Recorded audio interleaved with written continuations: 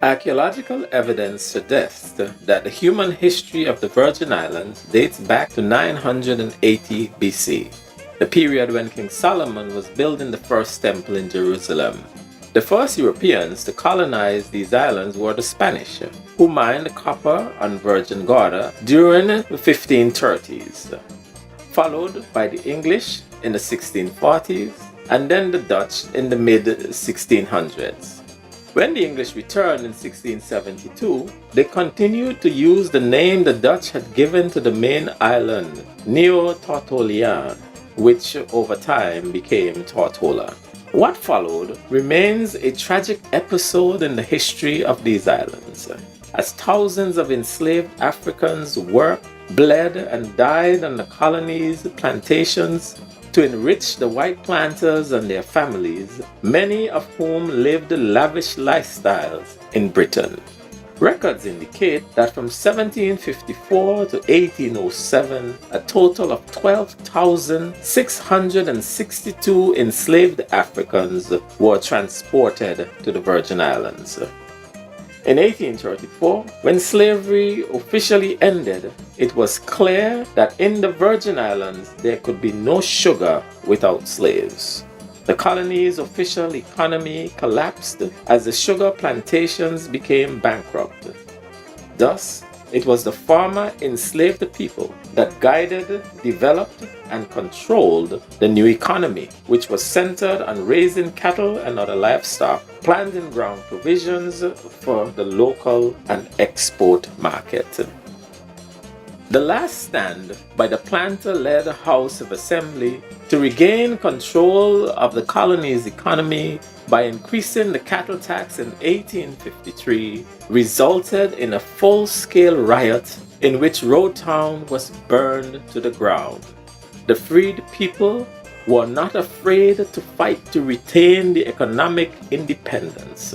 Later, beginning in 1864, when the bankrupt estates were auctioned off, families pooled their resources to purchase the land on which they and their ancestors had lived and worked during the period of enslavement.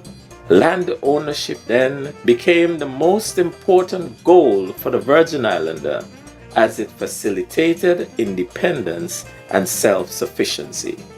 As the export market with the Danish islands grew, so too did the local boat building industry, from which evolved a distinctively designed Tortola sloop. Similarly, Virgin Islanders also developed a unique culture that incorporated aspects of African heritage and adopted methods of survival, cooperation, and self-sufficiency.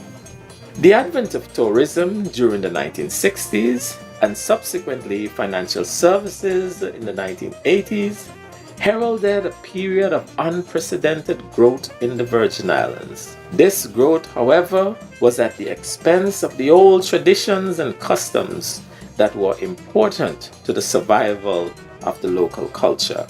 With this in mind, in 1998, the Virgin Islands Studies program was created at the H.L. Stout Community College in order to begin the process of preserving Virgin Islands history and heritage.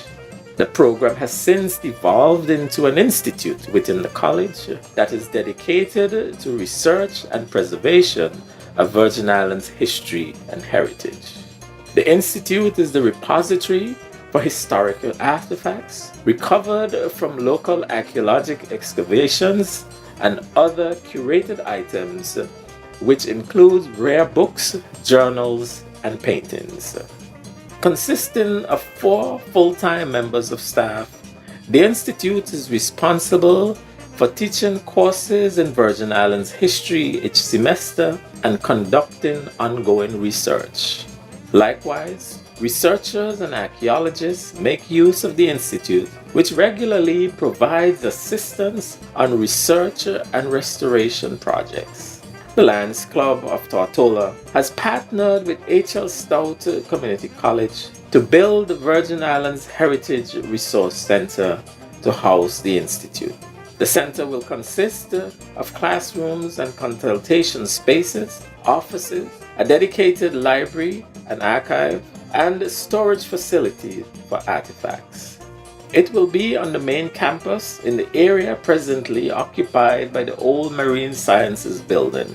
The center will be designed to depict a traditional village and form part of the mill restoration project, which was started a few years ago.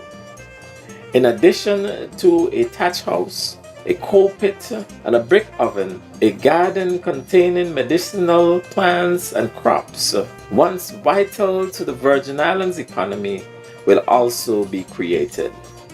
When completed, the facility will be a focal point for cultural and historical research. In donating towards this project, you will be ensuring that the unique heritage of the Virgin Islands will be preserved for future generations.